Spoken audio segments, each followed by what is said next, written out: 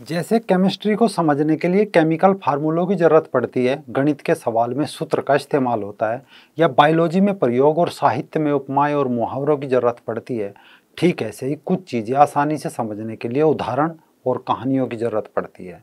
आज दुनिया के एक बड़े वर्ग के सामने कई सवाल है जिनका वो आसान भाषा में उत्तर चाहते हैं। यानी आज के बड़े और गंभीर सवाल ये है कि तालिबान क्या है, उसे क्या अपने देश को आज़ाद कराया है, दूसरा क्या तालिबान अब बदल गया या बदलाव का नाटक कर रहा है, तीसरा अफगानिस्तान के लोगों को कौन शरण देगा, कितने देश कितने अफगानी शरणार्थियों को गोद लेंगे और कैसा होगा तालिबान का शासन, क्या महिलाओं को मिलेगी आज़ादी। इन सब सवालों के जवाबों के साथ रंग दे बसंती देखना शुरू कर चुके हैं आप। नमस्कार, मैं हूँ राजीव चौधरी।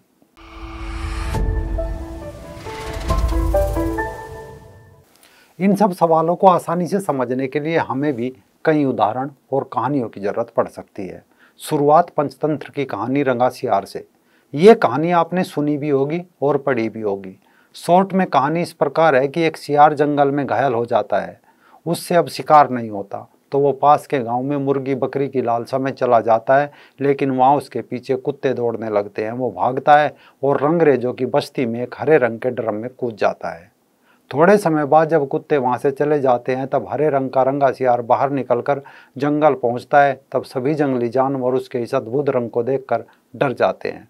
वो इसका फायदा उठाता है और ऐलान कर देता है कि देखो देखो मेरा रंग, ऐसा रंग किसी जानवर का धरती पर नहीं है।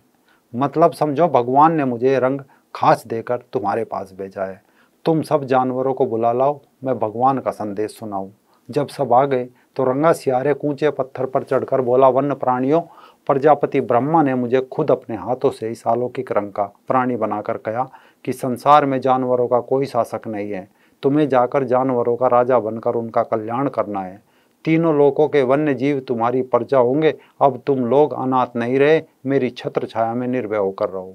लेकिन जल्दी एक रात जब कुछ सियार बोल रहे थे, तब उससे नहीं रुका गया और उसने भी अपना मुंह आसमान की तरफ उठाया और गीदड़ सुर में हूक दे दी।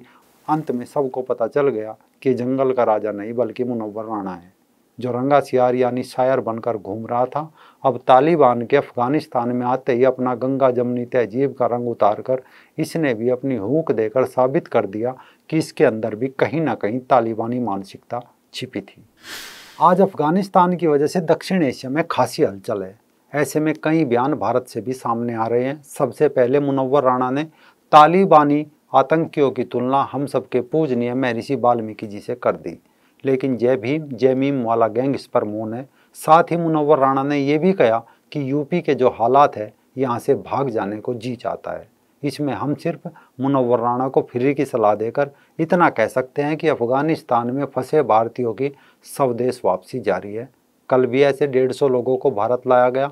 वहाँ से भले ही विमान भरकर आ रहे हो, लेकिन यहाँ से बिल्कुल खाली जा रहे हैं। जिन्हें यहाँ डर लगता हो या तालिबान से प्यार हो, उन्हें तालिबान में महर्षि वाल्मीकि जी नजर आते हो, वो आराम से पैर फैलाकर इन विमानों में जा सकते हैं। न वीज़ा का झंझट, न पासपोर्ट, न टिकट का लफड़ा। अब तीसरा और सबसे गंभीर सवाल ये है कि अफगानी शरणार्थी कहाँ जाए।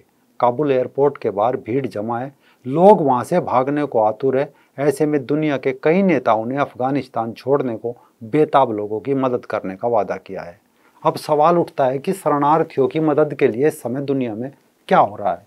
सवाल ये भी उठता है कि कहीं अब अंतर्राष्ट्रीय प्रवासी संकट तो नहीं मंडरा रहा है, क्योंकि प्रवासी संकट से Norway, France, Britain, Bharat, Germany पहले से ही संकट झेल रहे हैं। ऐसे में एक बार फिर इन देशों ने बाहें खोल दी और सीरिया संकट के समय की यादें ताज़ा हो गई। यूं तो अफगानिस्तान की सीमा से सटे दो बड़े देश हैं, एक पाकिस्तान, दूसरा ईरान। दोनों ही तालिबान को शाबाशी और अफगानियों के लिए चिंता व्यक्त कर रहे हैं। लेकिन सतह पर देखें तो कुछ दिन पहले घबराए हुए सैकड़ों अफगान सीमावर्ती शहर तोरखम की सीमा पर इकट्ठे हुए थे। लेकिन केवल व्यापारियों या वैध यात्रा दस्तावेज वाले लोगों को ही सीमा पार करने की अनुमति पाकिस्तान ने दी। इसके अलावा ईरान ने सीमा अधिकारियों को सख्त निर्देश दिया है कि वे किसी भी अफगान को अपने देश में न आने दें। तुर्कमेनिस्तान और तजाकिस्तान, ये दोनों भी अफगानिस्तान के पड़ोसी देश हैं, लेकिन इन्होंने भी अफगानियों के लिए सीमा बंद कर दी।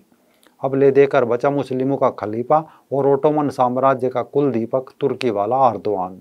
वैसे तो इसकी सीमा अफगानिस्तान से नहीं लगती, लेकिन इसकी सीमा का एक हिस्सा ईरान से जरूर लगता है। जिससे कुछ दिन पहले थोड़े अफगानी वहां चले गए थे। इसीलिए इसने वादा किया कि अपनी और ईरान की इस सीमा पर दीवार खड़ी करेगा, कोई भी अफगानी ईरान के रास्ते तुर्की न पहुंच जाए। अब बचे काफिर देश, जिन्हें लोग काफिर कहते हैं। अमेरिका और यूरोपीय देश पिछले 20 साल के सैन्य अभियान के दौरान अपने साथ काम कर चुके अफगानिस्तान के हजारों इंटरप्रेटर और अन्य स्टाफ को वहां से निकाल रहे हैं।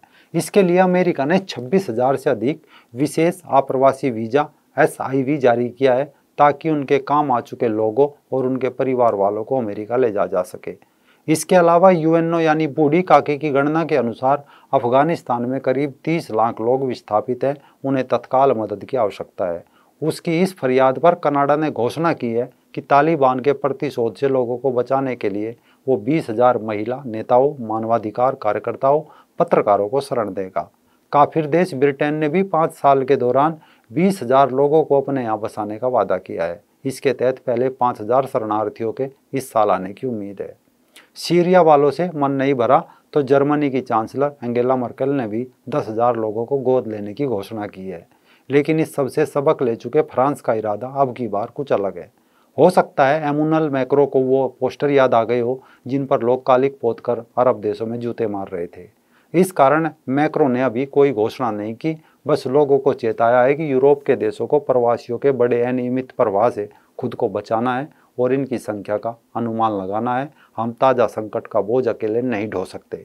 भारत ने भी यूं तो कोई खुलेआम घोषणा नहीं की, लेकिन भारत के साथ काम करने वाले अफगानियों को भारत भी अपने यहाँ शरण देगा। इनकी संख्या कितनी है इसकी आधिकारिक घोषणा भी नहीं हुई। यानी काफ़ी हद तक साफ हो गया कि शरणार्थी कहाँ जाएंगे। अब सवाल यह है कैसे जाएंगे। तो इसका उदाहरण आप ऐसे लीजिए, सीरिया संकट के समय यूरोपीय देशों के वामपंथियों ने सड़क पर उतरकर मानवीय लिहाज से शरणार्थियों को शरण देने के लिए अपनी सरकारों पर दबाव बना था। बच्चों के फोटो छापे थे जिसमें उन्हें दुखी दिखा गया था और इसमें वे कामयाब भी हुए थे। तो इस बार भी वही सब चल रहा है। कल परसों बर्लिन में फिर एक विरोध प्रदर्शन हुआ जिसमें मांग की गई कि जर्मन सरकार और अधिक शरणार्थियों को अपने यहाँ बुलाए। 10,000 कम है, इन्हें तत्काल एयरलिफ्ट करके जर्मनी लाने की मांग इसमें शामिल थी। वैसे इस्लाम और वामपंथ का गठबंधन है, लेकिन कमाल ये है कि इस्लामिक देशों में वामपंथी नहीं रहते और वामपंथी देशों में इस्लामिक लोगों का क्या हाल है आप चाइना जाकर देख लीजिए। लेकिन अब चाइना तालिबान की सरकार को मान्यता दे रहा है। अब सवाल ये है कैसा होगा तालिबान का वर्जन 2, यानी क्या तालिबान अब बदल गया या बदलाव का नाटक कर रहा है। ये भी कमाल का सवाल है। दुनिया भर के वामपंथी तालिबान के पक्ष में एक माहौल रच रहे हैं। ये लोग ये बताने में सफल हो रहे हैं कि अफगानिस्तान की सरकार भ्रष्ट थी, वहाँ मानवाधिकार नहीं थे, लोग इन सब से आज़ादी चाहते थे। तालिबान ने कहा है कि वो महिलाओं पर इस बार अत्याचार नहीं करेगा। तालिबान ईमानदार सरकार चलाने का वादा कर रहा है। यानी साफ नहीं कहा, लेकिन ये बताया जा रहा है कि आतंकवाद बहुत अच्छा है, आतंकवाद बुरा नहीं है, तालिबानी खराब नहीं है, बल्कि उन्हें तो हर देशों में होना चाहिए। ये इनकी हेडलाइन बताने के लिए काफ़ी है कि तालिबान की अच्छी छवि चमकाने के लिए इन्हें बड़ा ठेका मिल चुका है।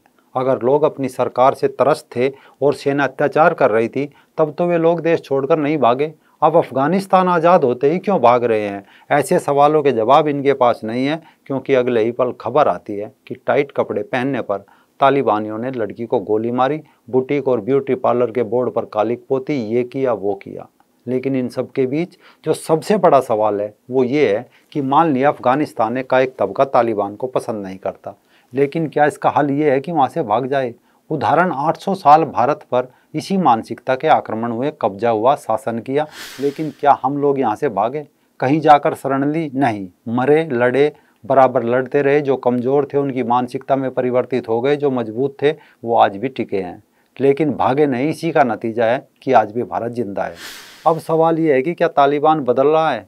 इसका जवाब ये है कि 20 साल पहले मीडिया इतना मजबूत नहीं था और सोशल मीडिया भी ना के बराबर था। खबरें आती ही नहीं थी तो लोग तालिबान के बारे में जानते ही नहीं थे।